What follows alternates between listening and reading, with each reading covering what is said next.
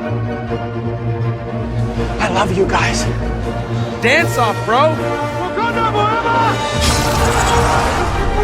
I have the high ground. Expecto Patronum! 39 days, 20 people, 1 survivor.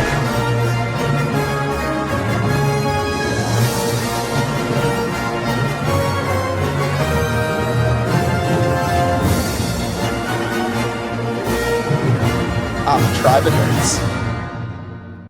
Hey everybody, welcome back to the Tribe of Nerds, and we have something really special for you all. As we've teased, this is the first time we're having an actual survivor on the podcast, so really excited to have two-time Australian survivor legend Dirty Harry on the podcast. So welcome, Harry, to Tribe of Nerds. Yeah, thank you for having me. Very happy to be on. Hopefully hear some brand new questions and have a bit of a reminisce. Yeah, of course. It's always fun to reminisce about your past experiences. Some bits. So I guess to kick it off, when did you start watching Survivor and how did you get on the show? Ooh, some big questions.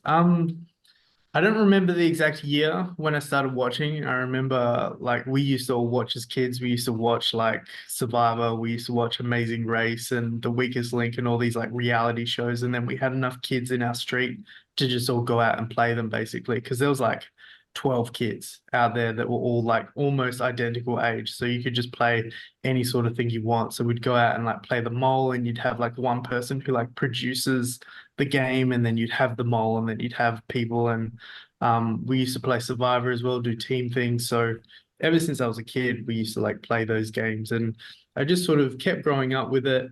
You know, you go through phases, but before I applied, I was really back onto it again as like a big fan of it. Ended up applying for the second time and like really actually doing it properly in 2019. And it just seemed to all fall into place. I think I had the right kind of character for what they wanted. Like they sort of wanted someone who was pretty like brash and like in your face a bit. And like going through all the interviews, that's kind of what I pushed is that I can be annoying and I can be abrasive. And I mean, it sounds obvious in hindsight that that's like what a producer wants, but it's kind of what I am anyway. Like I am a person that wakes up at 6 a.m. and annoys other people around me. And I just kind of was honest about that. And so it just went very smoothly through the whole process. It's still a really long process though. Like Australian Survivor anyway, you sort of have to do videos and then you do a giant written process. And then back in those days, you'd have to go in and do like group sessions where, you know, you get like 12 people in a room and you really sort of get pushed by the producers to play mini Survivor games against each other, but also just say like things about other people. Like they'd make you stand face to face and say whether you team up with them or not.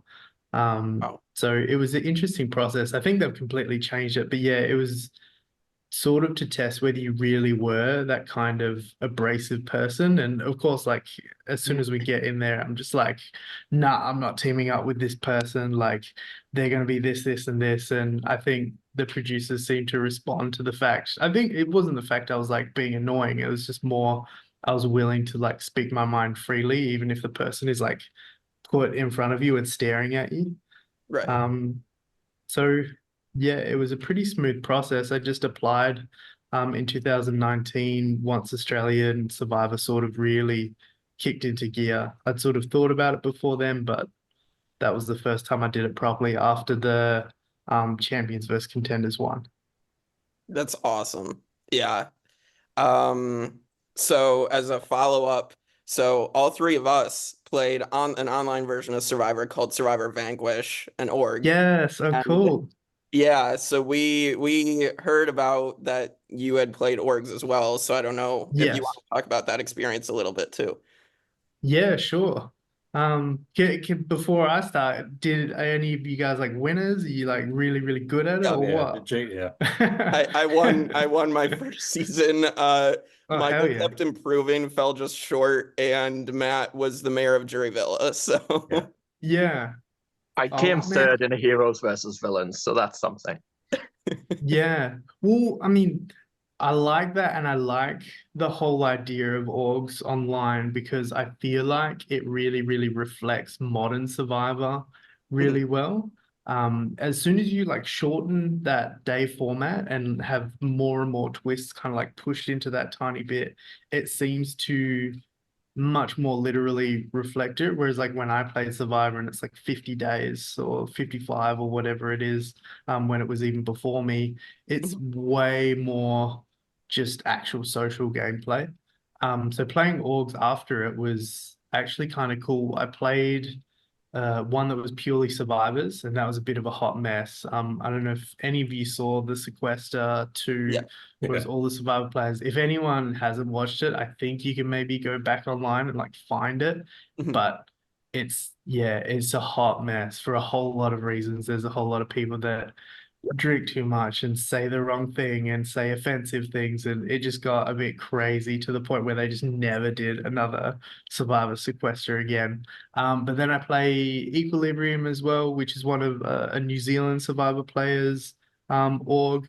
There's heaps of good ones out there, but I like the idea of that strategy, and it's like really quick as well, especially if they throw in um surprises for you. So I think, to be honest, like Modern Survivor, the 26-day game or whatever it is super similar to that now. It like looks and feels really similar where you pretty much have two major strategies. You can just either be super aggressive and put someone's name out first, or you just don't say anyone's name and hope that you can just kind of like creep into the background, which is very different because in like the long format, you kind of just can really enjoy being in the middle. Like if you just Mhm. stay in the middle, Yeah. make everyone like you, then you really don't get picked off. Like, and that's kind of what I learned. Like the first time I played, I was very abrasive, and then after a little while, you realize that, oh, I don't actually have to play hard. Like it's 50 days. I could just make everyone kind of not think about me, and then you just cruising. Right. But yeah, I really liked my org experience. I've won one as well, so shout out to winners. Damn it.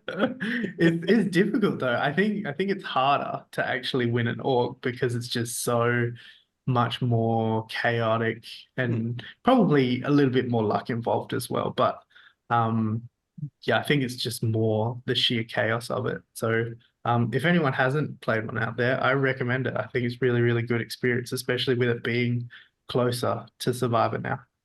Yeah, yeah, and we can definitely recommend Survivor Vanquish. Like it's a great Wonderful. experience. It's for Make-A-Wish, and so Yes. like it's for a good cause as Yeah. well. So yeah. Going back to you saying that you really got into Survivor after Champions versus Contenders. When did you know the theme of Champions versus Contenders? Because I've talked to Grayson, and he said that he didn't figure out until he was in the medical tent and he saw ET's name. So I just wanted to know if you knew before the opening Oh, challenge. really? Oh, no. I knew when I was applying that it was going to be Champions versus Contenders too. And then, like, especially back in the day, the Survivor producers were known for being very tricky and kind of changing small things each year. Like I said, I'm pretty sure they've just kind of like wiped things and started pretty fresh with a new thing. But back in the day, they would know that people were finding out things online, and they would just put little tweaks on it and like just change little bits and pieces. Like people kind of worked out like who would get calls and that sort of thing through certain like secret things, and they would change it. But they were surprisingly honest. They said it was champions versus contenders pretty early, and then when we went into our group thing, which is what I was talking about with, you've got 12 strangers there, everyone's applied to be on the show. We're all going to be maybe on the contenders tribe. And they went around to every one of us as part of this sort of application process. And they're like, oh, well, why will you be a contender? Like sort of speak your piece, like as if it's like a wrestling promo or something like that. Um, and I know how to advocate for myself, so I still remember this. Everyone else had kind of weak speeches when it came to this. And obviously they were there for a reason. Like the producers had liked what they put in the applications and that sort of thing. But when it was like on the spot, time to go, they were kind of freezing a bit, and it got to me, and I'm just like, look, I'm not just any contender, I'm the ultimate contender. And then I was just hyping myself for like a minute, like as if it was a wrestling promo. Um, and so from that point, I knew that there was going to be a similar vibe to the last one. And so everything that I talked about was just being like an antagonist to athletes, being an antagonist to rich people. It's a lot of what I talked about, which is probably how I got on the show, to be honest, because they wanted that antagonist, and that's what they put on the screen as well. Like, obviously, I did it, but then they were hyping it as well. They're like, "Well, this guy's like a thorn in the side of, Janine. It's a big businesswoman, all the athletes, all that sort of thing." But I remember specifically talking a lot of crap about athletes and how I was going to beat them and how they're idiots, and very like brains versus brawn sort of mentality. Yeah. But yeah, to answer your question, I knew pretty early on. Okay. So if that's the reason they cast you, then they really got their money's worth, because that's exactly Yes. what you kind of delivered with the season. So we don't get to see too much of the early dynamics of the Contenders tribe, because the majority of the edits focused on the champions, and you also only go to one tribal council. So what were those early dynamics like on the beach, and how did everyone fit into that? Yeah, it's a funny thing because everyone, especially in hindsight, might claim something different or claim it was different. But I mean, the reality is we never get to actually find out like the full truth. I think I know what would have happened, but I don't know, maybe things change when people are actually put under pressure. But basically, for people that have watched the season, we did have people like Sean, who were very prominent in the story, on one sort of end of the tribe, and he had a lot of people that sort of gravitated towards him, particularly people like Daisy, like Baden, like John. But that sort of started forming more like day 5, day 6, day 7. Whereas before that, it was like super intermingled, especially the first couple of days. It was really random.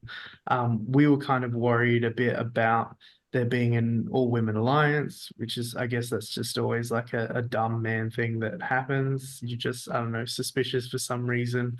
I think it got exacerbated because Laura was actually really smart and was one of the only people that was actually calling out the fact that me and Sean were vying for power, basically. And we both were, like, we both wanted control of everything. And then Andy was the actual super smart person who was like in the middle of us, kind of puppeteering both of us to be figureheads.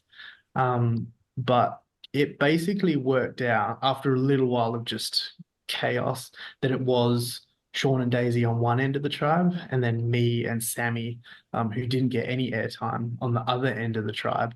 And then basically it was just sort of like a spectrum going from one end to the other of like who was kind of aligned with who. So like on our end, we had the girls that kind of got picked off in the middle there. So we had Hannah, we had Casey on our side, I think.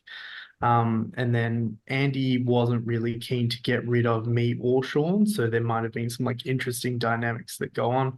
But then you had like pretty much the only people that were really in the middle were John and Matt. And Matt really just wanted to treat each tribal as like an individual thing, which seemed fair enough. But most other people were starting to kind of like split in the middle of the tribe. And so it was this crazy thing where it was like a Cold War where no one actually got to fire a shot. And then by the time it got to making a shot, there was all these other influences like David and Luke, where Daisy eventually pulled the trigger and started just taking out the people that were over on my side.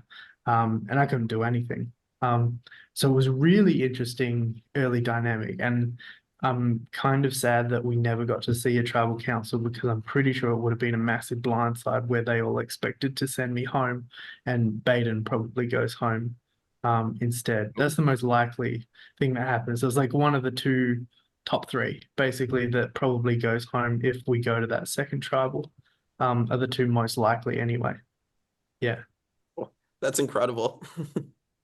So that kind of fits nicely into my follow-up on that, because you mentioned Sam. I know about the Cash Money Alliance that you had with Sam, Andy, and Katie. You know about that. That's a deep dive. So I think I think one of the only downsides to this season is some of the contender women not getting the airtime that everyone should get. And we don't get to see anything of Sam as a player. So I'm just kind of curious about the Cash Money Alliance and specifically what was Sam like as a player? Yeah, so I was always close with Sam. Like we're both from Perth, and basically 30 seconds into day one, like we did introductions, but then immediately after introductions, they're like, okay, go do stuff. And we went and started picking up bamboo, and she was the person I went off with. And so 30 seconds in, we're like, yeah, like alliance. We liked each other's vibes and we just went with it. And so she was the perfect person for me because she was so logical and kind of was a good filter for me. Like I started to have like a lot of craziness, and like I was very fast and wanted to like keep everything moving, and she was the sensible one that kind of like filtered all those things and was keeping me kind of grounded. So I mean, a better player than me at the start, guaranteed. Like just way better than me. Like I'm the TV product, I guess. Like I'm the one that they put on because they're like, this guy's an idiot. He's going to go do crazy stuff. But she was the actual good player. And so she was really, really helpful in actually building the alliance because I know that Casey, especially in hindsight, didn't trust me. So it was important to have Sammy as like a mediator for a lot of conversations. But long story short, day 3 was our first day with no challenges, and I just kind of went crazy. I was just having loads of conversations. Andy was actually very happy to have me as this, lightning rod of attention because it kept heat off him. And then Sean is always going to be a lightning rod of attention because it's just such a like alpha, basically, without even trying, which I think maybe they call that something else now, but we'll call him an alpha because he's a genuine one. And basically, we came to the conclusion that between myself, Sammy, Casey, and Andy, we had all these other sort of fingers in pies and that sort of thing, and had checks on every single person through our friendships, that there was no information that was going through the tribe that wouldn't go through at least one of us. So Andy was actually filtering all Sean's information. So we just knew that he was lying to me, because Andy was telling me that what he was actually kind of planning and saying. Casey was in with the girls. Sam was in with the girls, but sort of like in a little bit different kind of angle. And then I was actually being very friendly with John. Baden and I got along quite well. Me and Maddie got along quite well. So basically we just had everything covered. And then I think it was day 3 at night, and we're all in the shelter, kind of just like giggling like little schoolgirls with each other. And we worked out that, yeah, like the first letter of each of our names spells out cash, like as in like cash money, because that's what we're going to win. And I just remember it being so perfect. I'm like, that means like this is a real alliance now because we've got like a real alliance name. And I was spruiking it. And so to never see it on the show was actually genuinely upsetting, like on the rewatch. So it was a bit like, obviously it's the most problematic for Sam because like you're watching it and you don't get to see anything, which I would be devastated about. But to like not have any of that big alliance that I felt was like a part of my journey was really crappy as well. It's just weird. Like it's just erased. Like I can't ever sort of like have that back because it's like not on the show. So that's a deep pull there. Like I don't know where you got that information from, but yeah, that's cash money. We had tabs on the entire tribe, and I'm pretty sure we were in charge of it, but we'll never know. Yeah, Nice. it's unfortunate what they don't show on television, like to us, the audience, because like it'd be cool to like actually be able to show us what really happened out there. Oh, there's so much that gets missed. It's just crazy. And like lots of it I get because it's like, you can't show 24 hours a day. That's just crazy. But yeah, there's some of it that was genuinely like, wow, like they really chose not to show like a big moment or a big storyline or something like that. Yeah. It's wild. Well, so the Contenders do win 5 out of the first 6 immunity challenges. So then you get swapped into the minority with Sean and Matt and Casey. with the champions having the majority. And can you tell us about what the swap dynamics were and what your first impressions were, especially with Godmother Janine? I was just pretty crabby, to be honest, because I was just like, what are the odds? Like you're up like what, 11-7 or something like that, and then you still manage to pull a minority on the swap. And not only that, it's like a minority with people you know are going to be shaky and like not with you. And I guess I earned some of that instability by being erratic and not being able to build trust. But it was especially annoying because immediately when we get there, like you can tell everyone except Matt basically was just fighting for our spot because we already knew that we were screwed. So we're just trying to throw each other under the bus. So Sean told them all everything. And I guess it was crappy as well because they played in a way that was good for them, but it really wasn't fun. Like, at least not at the very start. They were very like, we're not going to talk to you. We're not going to say anything. We're not even going to do fake lies. We're not going to do anything. We're just going to like ignore you if you try and talk strategy, or just be like, oh, we'll talk about it later. And so going from the Contenders where everything was like, oh, like, let's talk about strategy. Like, let's do this. Like, we have cool alliance names. Like, we're doing all this crazy stuff. Like, that felt very, like, fun. And, like, everyone kind of still had moments with each other, even if you weren't teamed up with people. Like, Sean, I've literally never...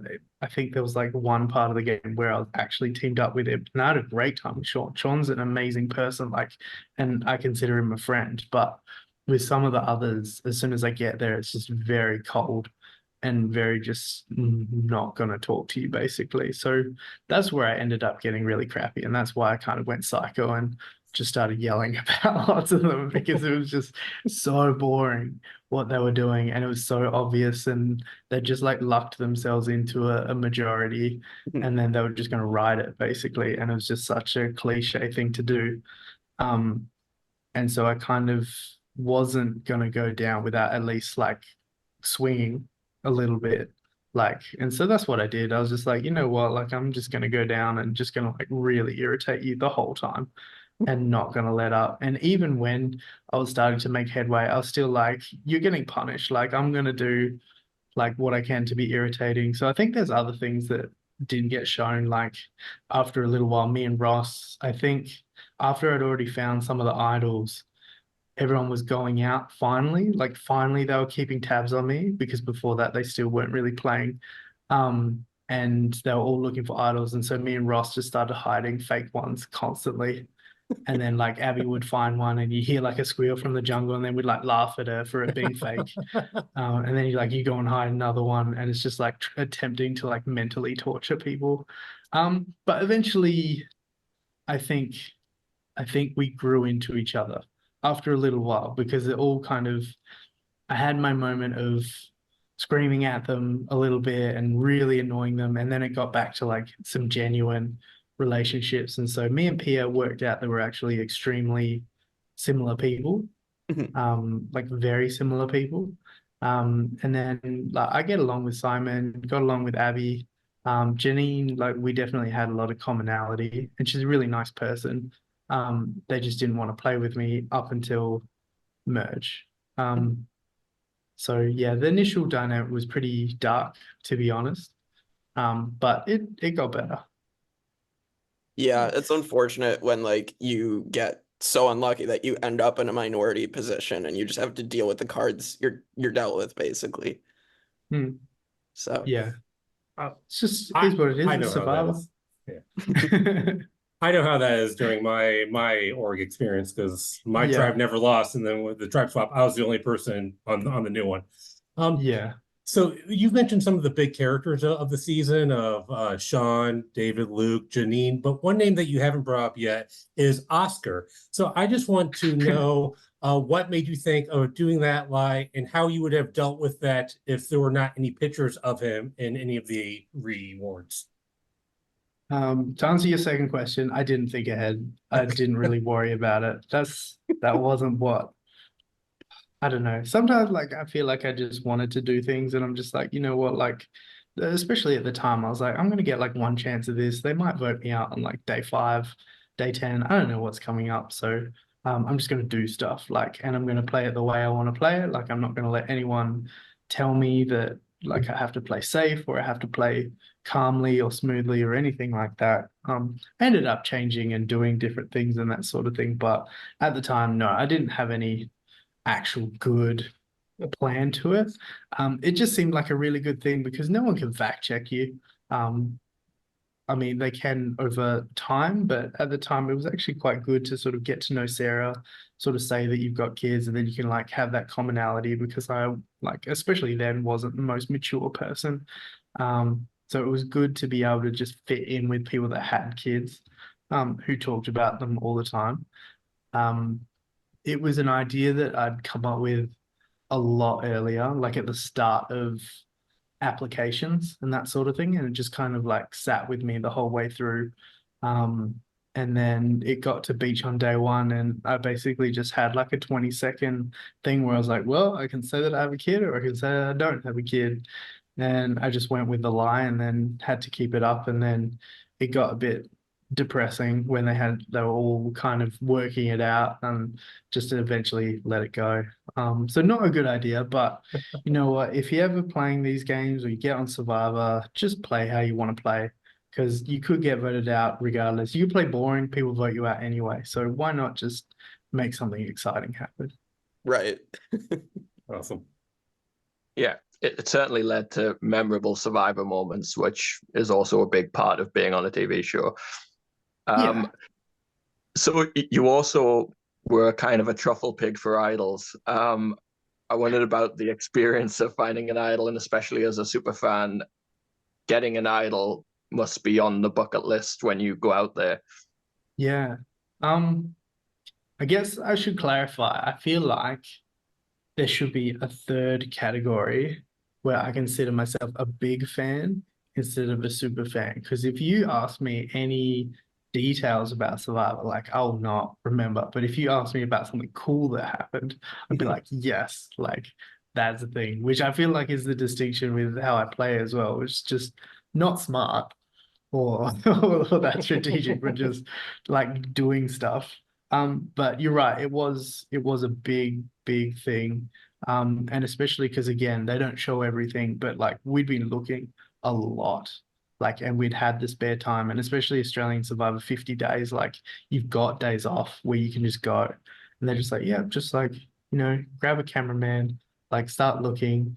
And so you sort of do the things that Survivor nerds do. You try and do like the Russell way of looking, like trying to trick camera people into maybe giving it away, which I did, and they did not fall for it. They started doing things back, like I would walk past them and they'd like flick to a tree, and then I go back and check it, and then they just laugh at me. And so like they knew exactly what I was up to, like that I was trying to trick them. And they completely bamboozled me because I remember that day where I thought that I'd caught on to them and I thought I was in the right area. I think I was there for like 4 hours, didn't find anything. And then like in hindsight, it was the completely wrong area of like where the idol was. So they just basically like props to them because they filmed nothing. But yeah, it was just like 4 hours of not giving the game away, which was kind of crazy. So we looked everywhere. And then funnily enough, with this idol, it was in a spot that I didn't actually know we were allowed to walk down because it was where cameramen came up from. Like basically the whole thing is like a legit beach with like a massive jungle area, and then you have signs that basically just tell the player like this is the end of the game zone, don't go out of here, like otherwise you'd just be going off into like literal like jungle. And so there was like a pathway where the camera people came down from like their area, and that was along this thing. And so I thought like, oh, you just don't go down there. But then there was a night where Ross had gone to get stuff from there, like big tree stumps and stuff for the fire. And I was like, oh, okay, like let's go have a look there. And then it was like the next day and I found it. there was like up a suspicious tree that had like an X mark on it. And I don't know if you can see it in the TV show as well, but there's actually a ladder that was like in the bushes, and like you were meant to climb the ladder and then like grab it. But I was like, I'm not doing that. That's stupid. Like everyone's gonna see me, because it was purposefully like the exact amount of distance away from camp that like they could see you if they were really trying to look. Like they could just look straight through the jungle, but you could maybe get away with it if they were kind of being a bit oblivious. But I was like, well, I might as well just do it the quick way. So I just grabbed a massive stick that we were using as a spear, and just like snapped it out. But yeah, there was like a whole process to it of like a ladder and stuff, which is how I actually knew to look up high, because like I found the ladder before I found the idol. Um, so yeah, it was a big moment. Like actually finding it was pretty huge, and then being able to actually have a bit of hope as well, and thinking that I was gonna like save everyone, and it really just like snaps you back into the game. So yeah, pretty huge moment. It was definitely bucket list. Yeah, for any fan, it definitely is bucket list for us to find idols. And so you found your first idol, and then this is the round where you lose and the other tribe gets to come watch the tribal council. So when this twist came about, did you think anything of it? Obviously, like you blew up that tribal there, but yeah, just tell us about that. Yeah, I thought it was going to be different. I thought it was going to be like whoever gets voted out goes over to the other side, like by our tribe, which if you go back and look at me being an idiot, like it makes a lot more sense. Like, because it was either going to be me or Casey that they get rid of anyway. So why wouldn't they just get rid of the annoying dude? If it all truly backfires, but then I have a shot at like playing my idol as well, and maybe evening up the numbers. But I knew that I had to do something, because as soon as it gets down to what was it, like 5-3, then they can just split. Like Right. 5-4 is the only time where they can't split. So I'm like, we have to do something. Like it's like literally the last time before they can just perfectly beat you every single time, no matter what twists or idols or whatever come up. Like we can't beat it. So I was willing to just go crazy. Again, it's just like I would rather just play the way I want to play rather than be like the second last person that gets voted out. Even though that's kind of what happened anyway. Like I would rather have played the proper way in the first place. So I knew that there was something sus, like because no one comes to the tribe just because, but I thought it was going to be the sort of thing where they'd vote me out, and if all else fails, I just get voted out and go to the other tribe. I didn't realize that the other tribe would vote and then just take our best player, because I thought that's a bit unfair. Yeah. Because it was a bit ridiculous to have Dave and Sean on the one tribe. Yeah. But that's what the producers did. So it all just kind of blew up in my face. The funny thing is, I did it so aggressively that they didn't even believe that I had a real idol. Like, so after the tribal, I was like in the dark, like showing them, like letting them look at it, like this close at the idol. And they still like didn't believe it was real. And so they had to like go through the whole process of like voting for me again at the next one, just to make sure of it. But yeah, it was a wild time. I just kind of threw it out there because I was really fed up with how people were playing, and Yeah. I don't feel about them that way now, but I did at the time. Right. It's extremely frustrating when people are just like stuck to their one alliance and they're not going to budge. So, Just kind of So cruising. jumping to the merge, Will, you mentioned that the original Contenders were basically like a Cold War. So when you guys merged, were you guys ever going to work together, or were you just ready to like finally fire your shots at each other? Well, I think the Cold War kind of ended when Daisy went after Sam, like straight away, which I thought was a bad move regardless. Like obviously, good on her. She took the first shot and made sure that she was the one that came out on top of that.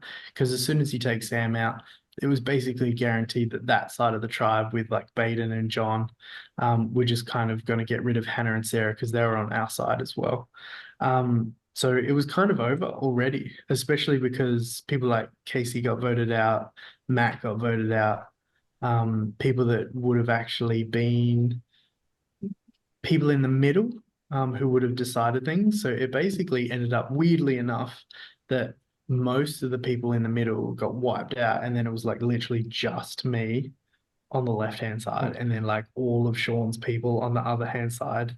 And then they realized that I was so anti-champion that, like, I'm just a vote basically that would go with them. So by the time it actually was just before merge, they'd finally worked out that they hadn't been very smart to like get rid of all the contenders and realize that the champions were just going to like wipe through them.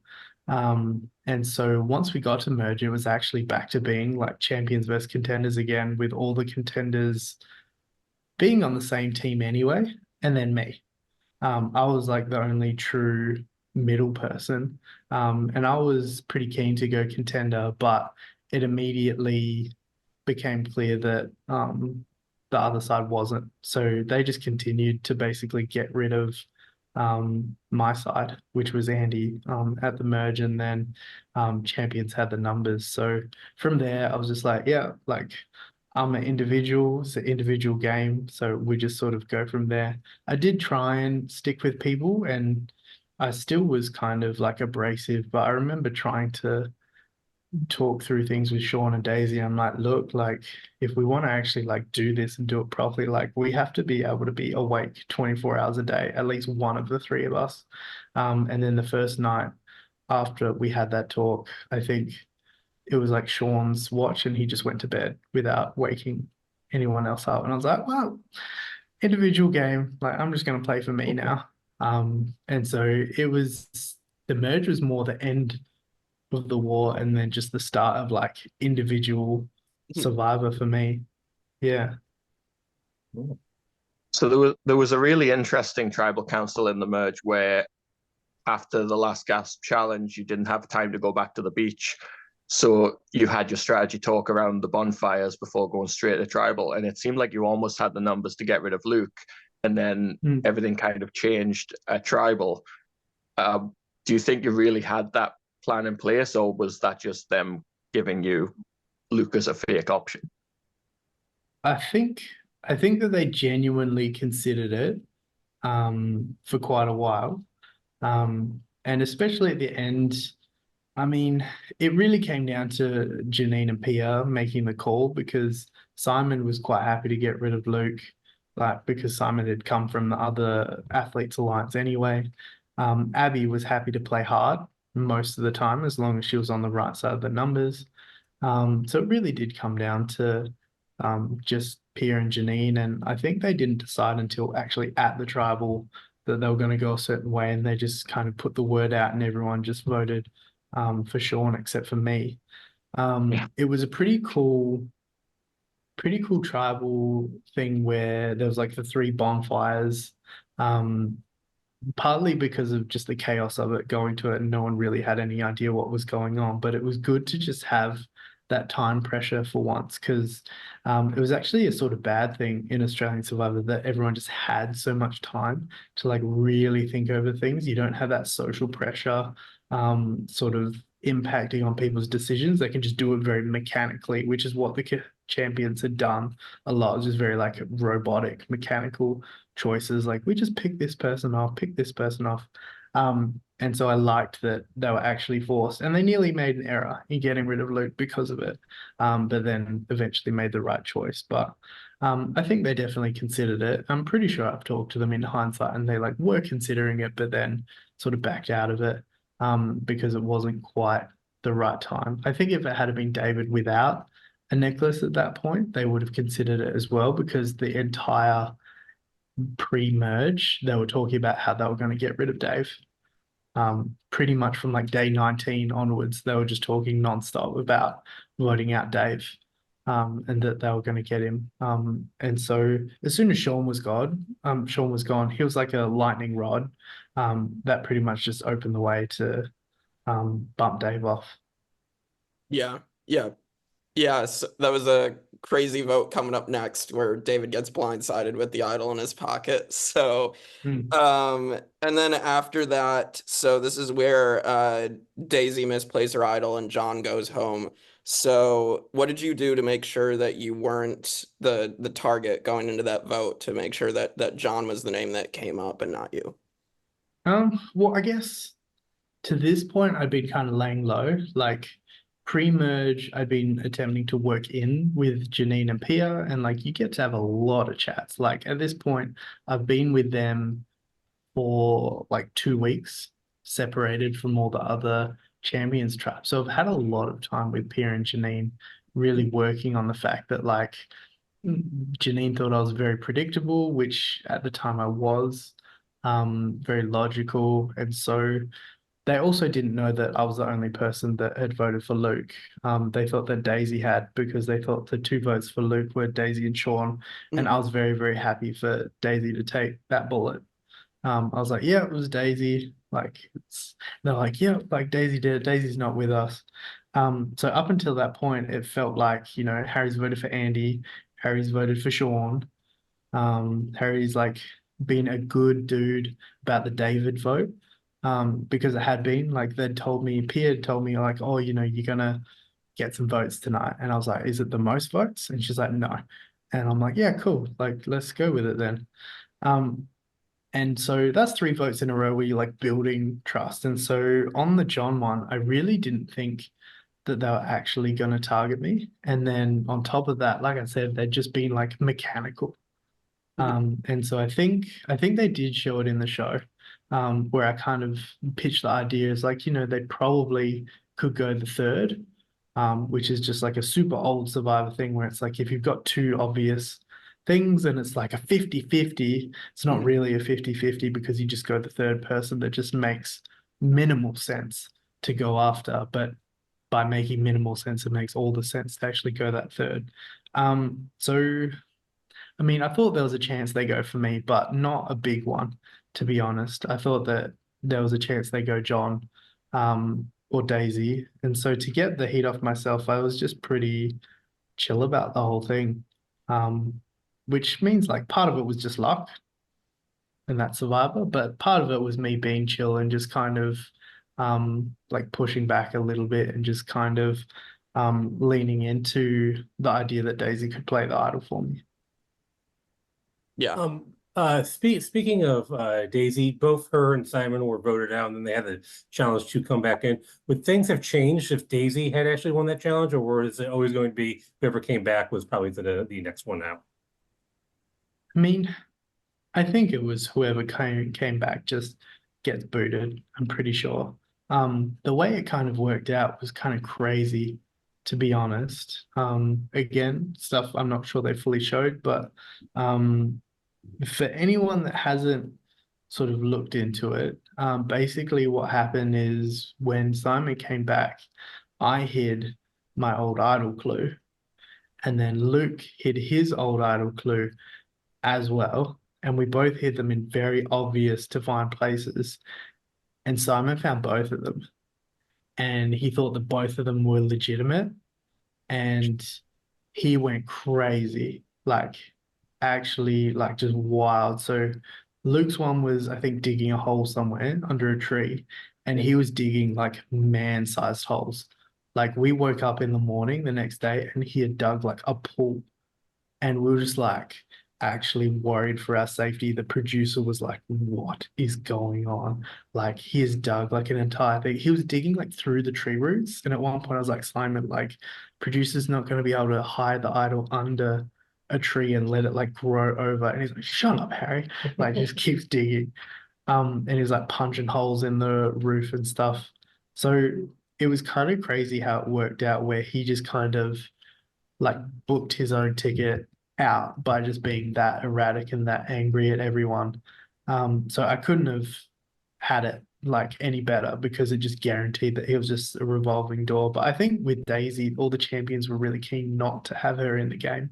So I think it would have been the same anyway. Whereas for Simon, Janine and Pia were pretty keen to keep him, but not with his mental state. He was fine after, once he had like a chance to like mellow out and eat some food and that sort of thing. But yeah, I think the game really got to him after he kind of got blindsided. Yeah, it's kind of crazy in the edit that they show him digging holes like a madman, but they never explain why he's doing it. Just looking for idols at random. No, it Yeah. was yeah, me and Luke like playing games. Um, and it's just like part of how I passed the time was just trying to mess with people. But yeah, you can kind of forget that people, I guess everyone has a different tolerance. Like it's just a thing. Like I kind of, especially the first time I played, like I realized at the end, like I've got a high tolerance, like for just the sheer just crappiness of it, like literal like sleeping in the dirt and the rain and having rice and beans every meal and that sort of thing. And some people just don't hack it very well. Like they turn into different people or agitated people, or some people just snap at various points. And it's like you see it in other Survivor seasons. You see like season 46 where like Liz just absolutely goes mental. There's just people that genetically, I think, have a tolerance. I don't know. But yeah, nothing against them, but some people just end up snapping and it's kind of ugly, so I don't think they show it all the time. So then we get to one of the biggest story arcs of your season where you finally take out Janine. Was there a part of you that was kind of sad to see her go? There was obviously a lot of mutual respect there between you both. And did you think that getting Janine out was necessary for your final pitch if you made it to Final Tribal? Yeah, I think it was necessary. And by that point, it was, I don't know if it was a mutual respect. I respected her. I don't know if she respected me. I think she But did. maybe a little bit. But I think at that point, I did need to get her out, and I needed to get her out then because we'd basically been like negotiating with Luke and Abby for so long of like when it was going to happen and how it was going to happen, and the whole like island thing had really put them off doing it. They're like, no, like we got to do it after, like we don't want her coming back in any way or shape possible. Blindside has to be after that. And so the fact that they kept it as soon as they did, it was not only like a huge thing of getting rid of Janine, winning that battle, which was like this weird, like satisfaction. Like it was like a warmth on me. I was just like so happy. But then immediately after as well, you're like, well, I'm in a final five and like three of the people are on my side right now. So like that's kind of like crazy to even think that I'm actually in like a good position, because that was the first time I was in a good position since day 14. So it's like 25 days of bad position. And then it's like, okay, like you've got a shot at like winning. Because before that, I'm just like, oh, like, I'll get picked off at some point. But then, it's been a good ride. But then it's like all of a sudden, like it just like flips and you're like, wait, like I could win $500,000. Right. So that was big as well. But Janine herself, I think, is one of the best players to play Australian Survivor.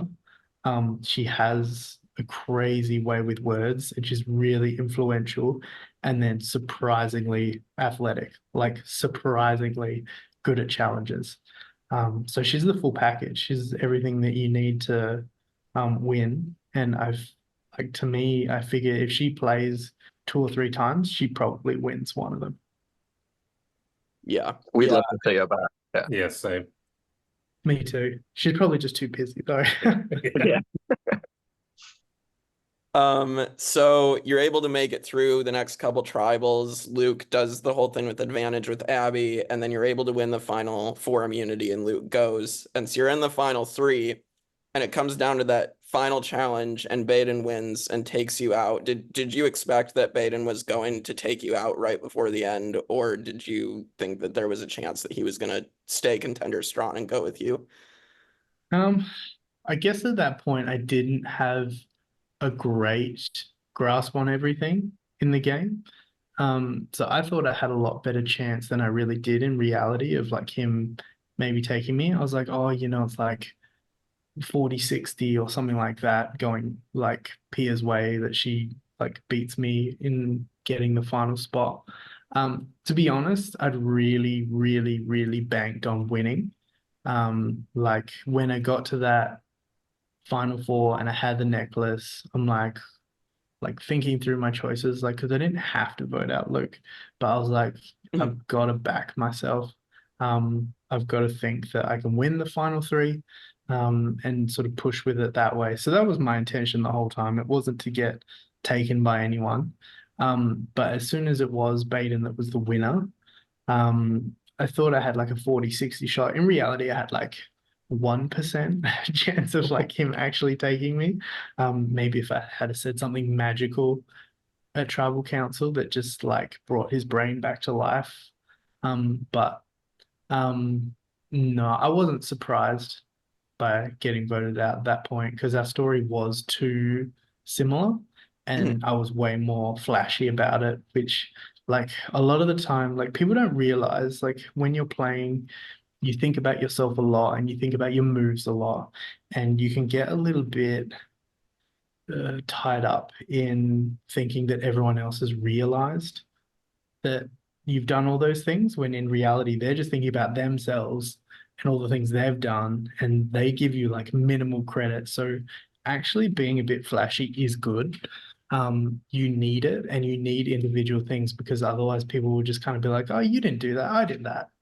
And that's kind of what happened to Baden, like by riding the middle for so long, he really couldn't claim a lot for himself. And while Pia moved through the middle a lot as well, people felt really good about giving her the win because it reflected good on them as well, basically, because she was aligned with a lot of these people. But yeah, I didn't really have a good grasp on the end and kind of made my pitch thinking that I had a chance, but it was like a 1% chance in reality. Ben's kind of told me that after. And so it's a weird moment because it was like, I think it was like 2 a.m. Oh, wow. So technically I made day 50. That's my, I'm claiming it. Technically I made day 50. I got voted out, yeah, like 2 a.m. because we went so long in the challenge. I think that the producers had thought that we were going to be lame and like fizzle out really quickly instead of actually lasting like the proper amount of time. And so all of the jury members were pretty like salty about having to stay up the entire night, and deal with that. But everyone was fried. I think Baden had gone in there saying to himself he's going to keep Pia, kind of ignored all of our conversations, as good a TV as it was. I think Baden just ignored the whole thing and then went and wrote my name down. That back and forth between you and P is one of my favorite tribal councils. It's such a good kind of battle to see who's going to feel really good. Yeah. I look back at it and I'm like, damn, for day 49 after a challenge, that's not bad. It's not a bad effort. I'm proud of that. For sure. My final question is this. So I've talked to a bunch of survivors, and my favorite question to ask them is when you close your eyes and you think back to your time on Survivor, what image do you see? I see Matty Wahlberg. Some people know him now as Grayson Waller, wearing his Contenders hat, like his, what's it called? I've just had a mental blank. You're buff. Yeah. He used to wear it like over his face because the fire at original Contenders Beach, the smoke just used to like target him. Like, and he'd like move around the wooden thing and the smoke would just like change, the wind would change direction and go straight in his face. And it's still just like one of the best memories that I have is just him just like sitting on the bench, just looking so cranky. But I was just like having the best time in the world. We used to have really good chats by that fire. That was like a very like family thing where like even with us all strategizing against each other, those like early days at Contenders Beach, everyone used to be able to get around the fire and just have D&Ms. It was really, really good. That's probably one of my favorite memories. So I'm gonna go with that. Amazing. I'm a huge wrestling fan, so seeing same. Matt Yeah. do so well in WWE right now and having segments with John Cena, it's crazy to see. It's because he's such a good wrestler, and he's exactly what WWE needs, which is a very good talker, very safe wrestler. I've wrestled him in Sydney once, like a long time ago, and he's amazing. Like he just made it so easy. He's just really, really good, and that's like because I've done like a bit of wrestling. Like I'm not an amazing wrestler, but like I've done like a little bit in my time. And he just sort of walked me through the whole thing, and it was just a breeze. So that's the talent that you got there. If he can take me through a reasonable match, he can do it with anyone. Yeah, so we just want to thank you so much for your time, Harry, and to let you know that you are my all-time favorite Survivor player. So it means the world that you took the time to speak with us here. Thank you. I've got my Harry confidence stick that I'll put in for the end, and thank you so much.